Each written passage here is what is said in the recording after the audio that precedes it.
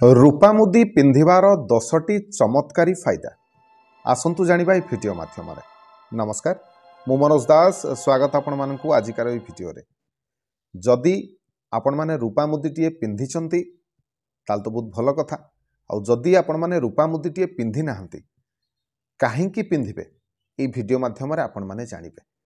आपण माने जदि भिडियोटी को शेष पर्यंत देखंती ताहले निश्चिंत भाव रे आपनकर ए दुईटी प्रश्नर उत्तर आपण माने पाई परिबे। खास करके आमे जानिबा रूपा मुदी पिंधिबा द्वारा आमको केउं 10टी फायदा आमर होइथाय। तेबे आसंतु भिडियोटी को आरंभ करिबा।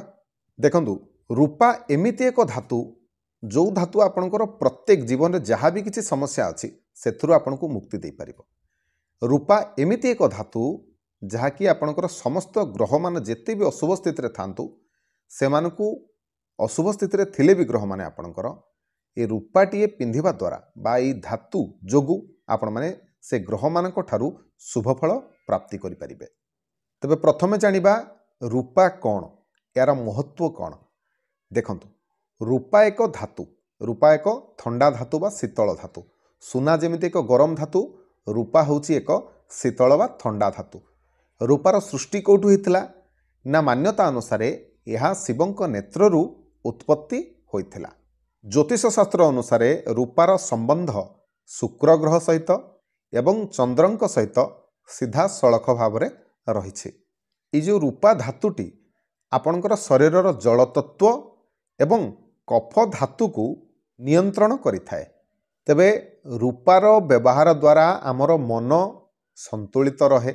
रूपार व्यवहार द्वारा मन सहित आमर बुद्धि मध्य प्रखर होइथाए। चंद्रमांक दोषरु आमको मुक्ति मिलता है बा चंद्र आमर मजबूत होई थांती। जो मानकर शुक्र दोष मध्य अछि, शुक्र ग्रहंक दोषरु जो माने असुविधा भोग करूछंती सेमानकु मध्य सेथुरु मुक्ति मिलता है।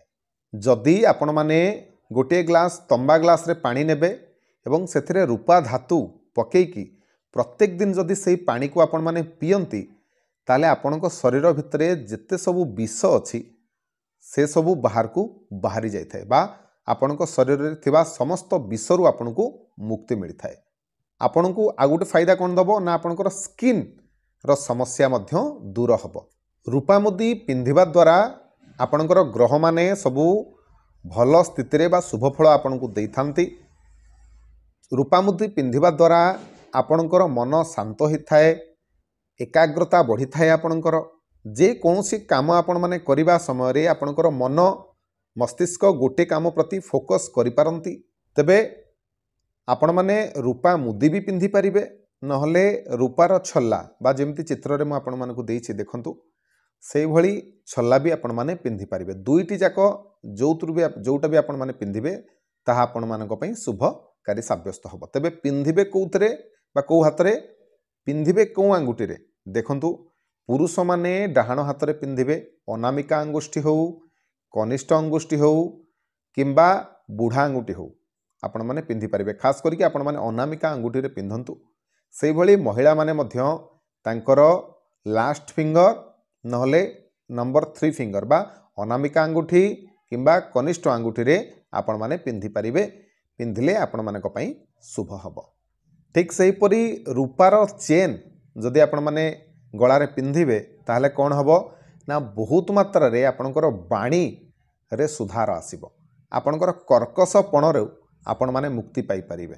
आपणकर मन शांत रहिबो एवं वैज्ञानिक मानक मतरे आपणकर हार्मोन्स मध्य संतुलित रुहंती। रूपा पिंधिबा द्वारा आपणकर बात पित्त एवं कफ दोषरु मध्य बहुत मात्रा रे मुक्ति मिलथाए। जदि आपण माने रूपार थालिया रे जदि आपण माने महू प्रत्येक दिन सेवन करती ताहले आपणकर स्किन उज्जवल होता है।